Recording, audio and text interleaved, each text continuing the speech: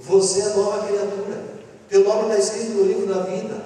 Você é chamado de santo. Você é amado por Deus, guardado por Deus, mas ainda assim você é um ser que tem livre-arbítrio. Ainda assim é responsável por você mesmo. Jesus muitas vezes disse: orai e vigiai para que não caiais em tentação. É impressionante. Enquanto o diabo vem para dominar, manipular, controlar, enquanto que o diabo vem para seduzir e esmagar as pessoas sob o seu controle, o Espírito não domina, o Espírito influencia, ele ensina, o Espírito vem e induz-nos a fazer a vontade de Deus. Somos livres para escolher, livres para fazer a vontade de Deus. Tanto que a palavra diz: tudo me é lícito, mas nem tudo me convém. Estou livre para fazer escolhas, mas o Espírito diz que eu preciso vigiar o pensamento. Vigiar. Portanto, se você saber cuidar dos seus pensamentos, você vai estar cuidando também da sua qualidade de vida física, qualidade de vida emocional, qualidade de vida espiritual.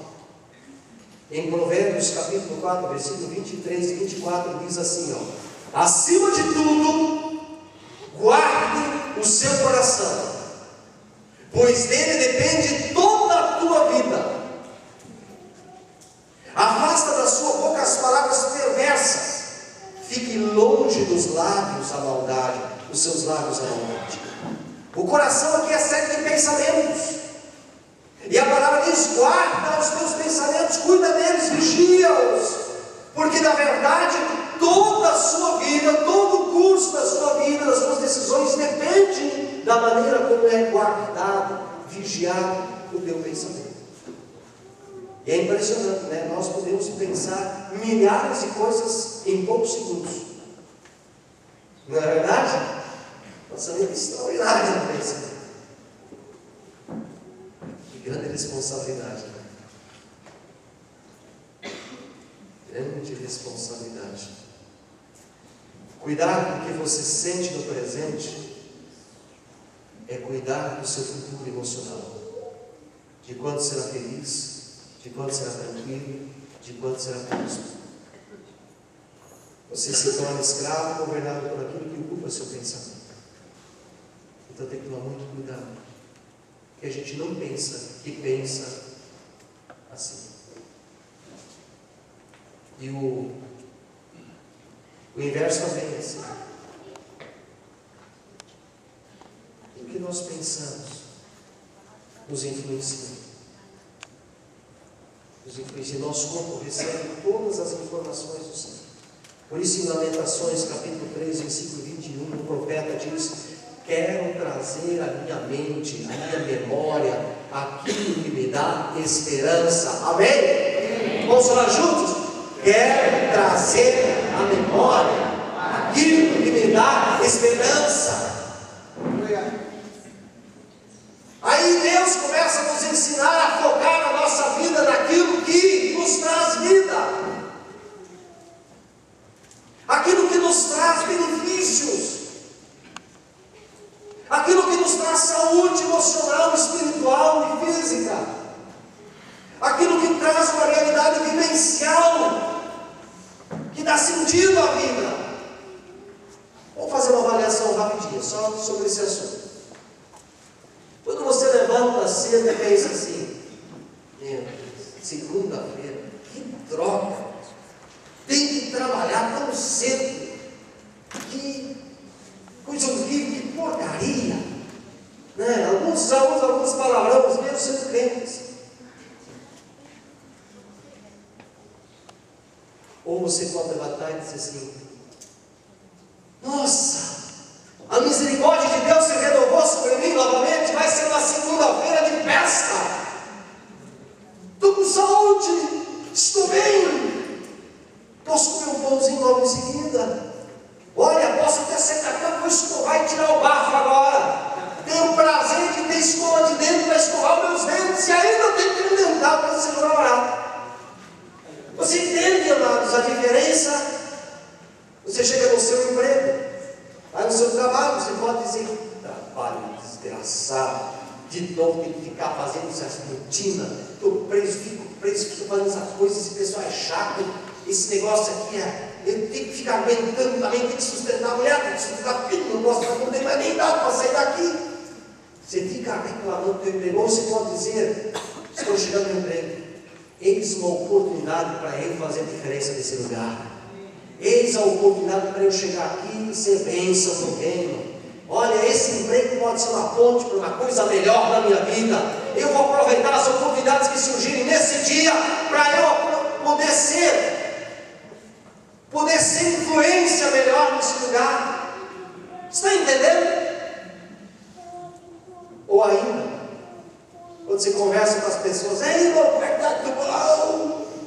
Estou ruim.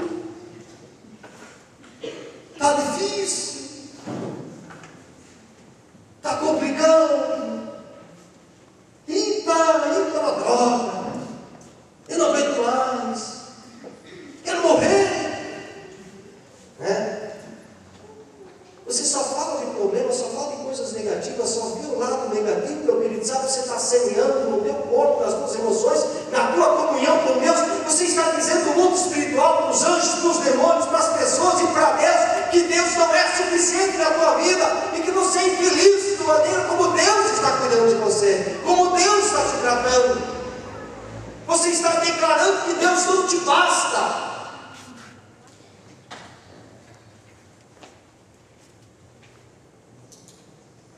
E tem gente que é viciada em andar de bengala. A bengala do desânimo, a bengala da coisa não vai dar certo, a bengala de que isso não é bom, isso não vai melhorar, isso não tem futuro. Isso, irmãos, está quebrado em nome de Jesus Cristo esse tipo de postura, porque ela não condiz com aquele que foi lavado pelo sangue de Jesus Cristo, aquele que tem o seu nome escrito no livro da vida, daquele que foi chamado para ser profeta, daquele que foi chamado para ser sacerdote, daquele que foi ungido para proclamar as boas novas do reino e declarar de que há um Senhor, e Ele é soberano, Ele é Deus, e Ele tem o controle da sua vida. Deixa de ser insatisfeito, irmão.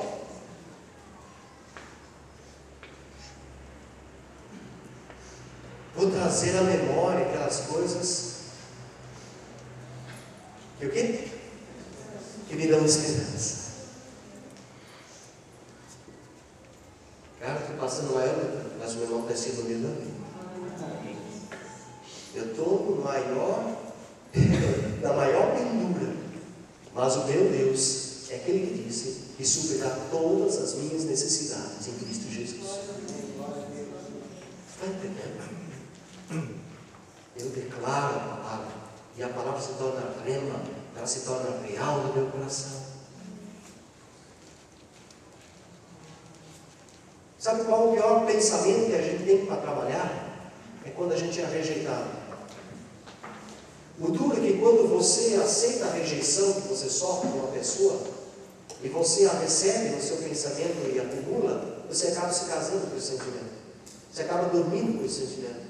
Você acaba vivenciando esse sentimento numa relação opressora, e toda vez que você lembra da pessoa, você sente aquele coisa. Toda vez que você lembra do fato, você lembra daquela pessoa, e aquilo fica te remoendo, fica te machucando, fica te prendendo, enquanto você ficar com esse pensamento ligado e não liberar, não perdoar, não desligar em nome de Jesus Cristo, ele se torna o teu Senhor, e um Senhor opressor, tirano. Não é?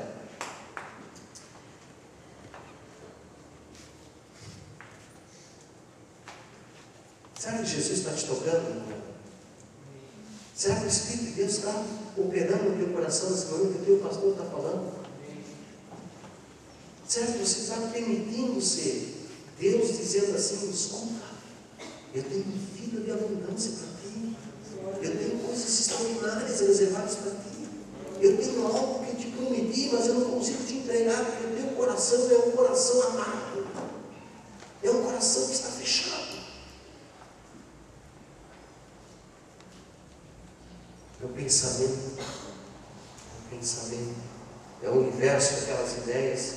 Por isso o apóstolo Paulo diz em Romanos capítulo 12, versículo 2: não se amoldem ao padrão deste mundo, mas transformem-se pela renovação da sua mente, para que sejam capazes de experimentar e comprovar a boa, agradável e perfeita vontade de Deus. Amados, quais são as 3 características da vontade de Deus para a tua vida, para a minha vida? Primeira característica, ela é boa. A vontade de Deus é boa. Fala comigo, é boa. A vontade de Deus para a minha vida é agradável. A vontade de Deus para a minha vida é perfeita. Deus tem para ti e para mim o que é bom, o que é agradável, o que é perfeito. Deus tem reservado isso nos seus mananciais. Deus tem o melhor para o seu filho, para a sua filha. Mas para experimentar a vontade de Deus, que é boa, agradável e perfeita, é preciso que nós tomemos uma decisão. Nós tomemos uma decisão. Fica no teu lugar. Nós tomemos uma decisão. A decisão é que eu vou permitir que o Espírito de Deus transforme a minha mente. Eu vou ajudar, eu vou compartilhar, eu vou interagir, eu vou liberar, eu vou querer, eu vou fazer a vontade de Deus. Isso acontece na minha mente. É ali que Deus opera a vontade. É ali que Deus opera a agradável, a suprema, a soberana vontade dele. É ali. Ou no meu coração, se a gente quiser ser mais emotivos. Deus quer operar a vontade dele. A vontade dele é boa. A vontade dele é agradável. Quando você ouve a palavra agradável, não sou uma coisa gostosa. Agradável. Perfeita. São 3 palavras poderosas. Mas eu preciso renovar a minha mente. E para isso eu não posso me amoldar aos valores deste mundo. Os valores deste mundo não combinam com os valores do céu. Eles são antagônicos. Eles militam um contra o outro. Por isso a palavra diz que aquele que está na carne não pode agradar a Deus.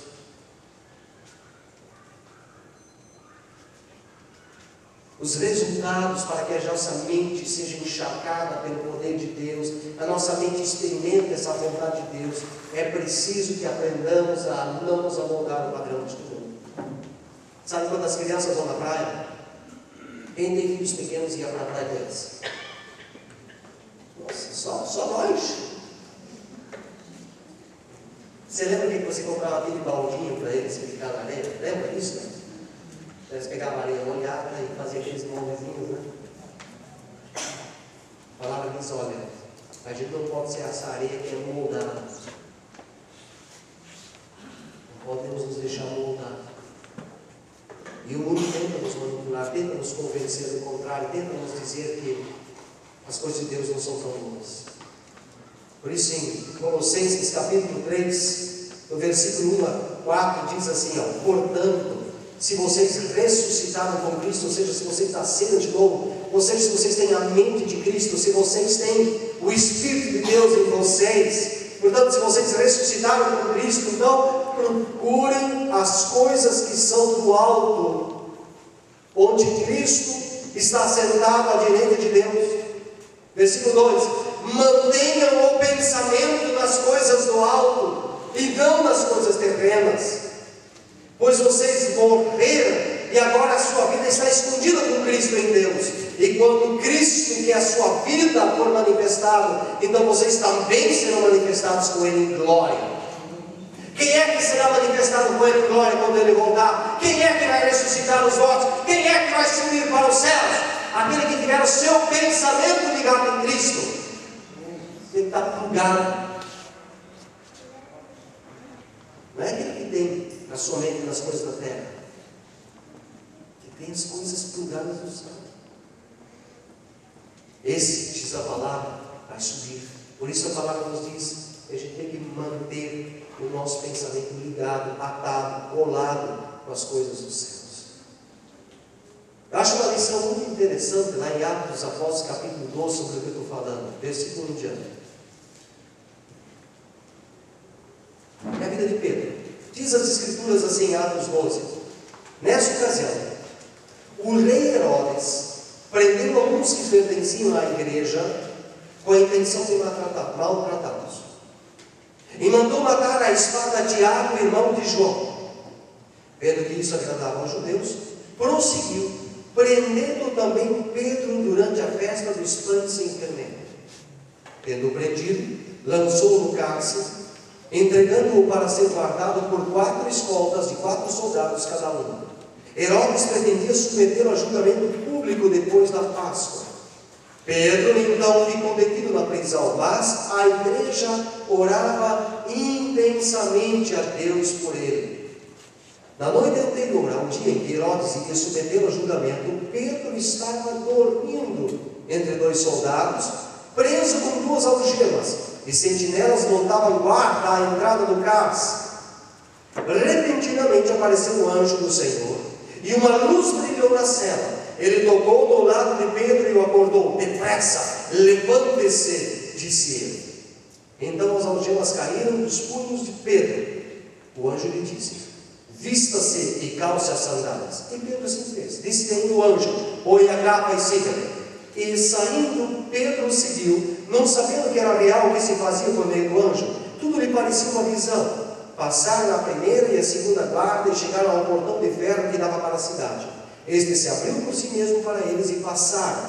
Tendo saído, caminharam ao longo de uma rua e de repente o anjo o deixou. Imagina essa cena. Pedro pregando o Evangelho. Acabou de saber que João, o discípulo de Jesus, João não, quem era?